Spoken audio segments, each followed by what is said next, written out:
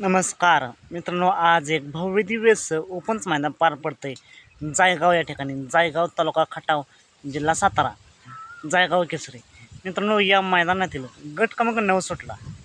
या गट क्रमांक 9मध्ये होता कारुंड एक्सप्रेस चिक्या. चिक्या नक्की काय झालं तर मित्रांनो, आज चिक्या गटपास झालेला आहे. गटपासून सेमीसाठी पात्र झाला आहे.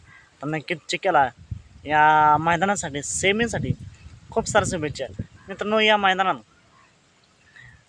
बैलगाडी क्षेत्रातील देव विक्रमादित्य बाकासूर आणि कंदूरचा राजा गटपासून सेमीसाठी पात्र झाला आहे. त्यानंतर मित्रांनो, या मैदानात सर्वच टॉप नंदी टॉप पायऱ्यात गटपासून सेमीसाठी पात्र झाले. नक्कीच आपल्याला सेमीला टॉपच्या लढती पाहायला मिळतील.